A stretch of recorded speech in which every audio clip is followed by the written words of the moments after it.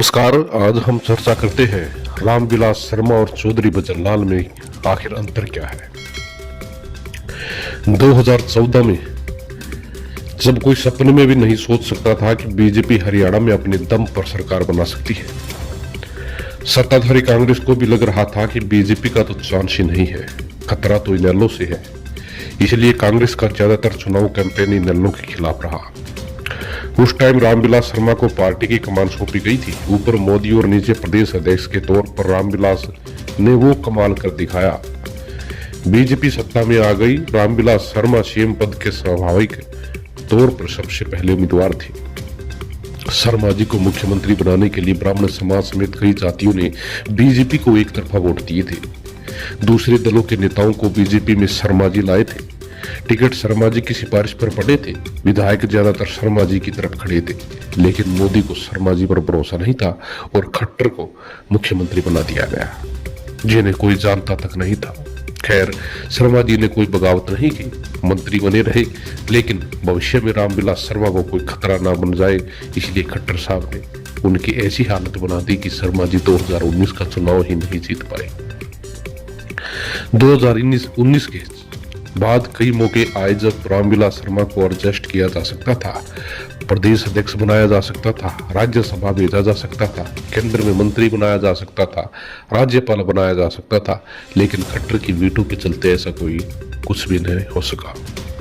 खट्टर को बदलकर non MLA को सीएम बनाने की बारी आई तो फिर एक बार हरियाणा को ब्राह्मण सीएम की उम्मीद जगी।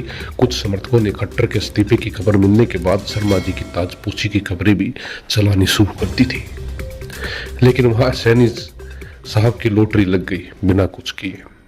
बीजेपी को सत्ता का मजा चखाने वाले रामविलास शर्मा की 2019 के बाद से क्या स्थिति है, वह उनके सार्वजनिक बयानों से साफ है।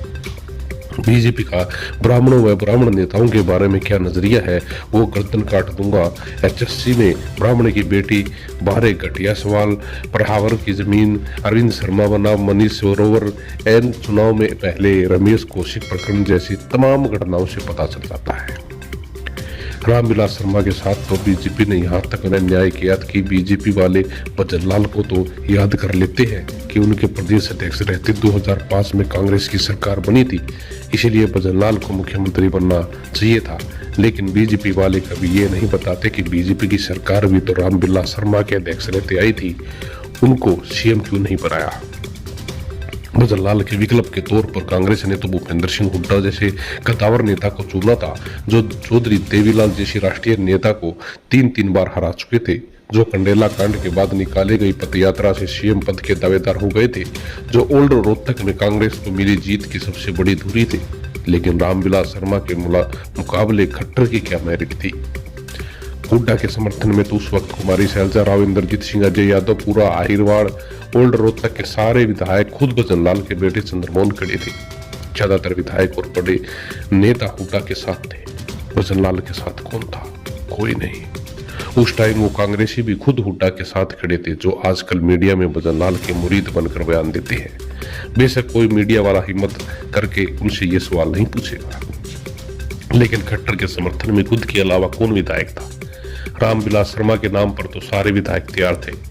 हमेशा तथाकथित राजनीतिक विशेषज्ञों की कपोड़बाजियां सुनने के बाद कई बार मन हुआ कि इस बारे में मैं भी बताऊं, लेकिन आज एक बार फिर रामविलास शर्मा का हक मारकर किसी कांग्रेसी को दे दिया गया तो मैं खुद को रोक नहीं पाया। आप भी कमेंट बॉक्स में राय जरूर दीजिएगा।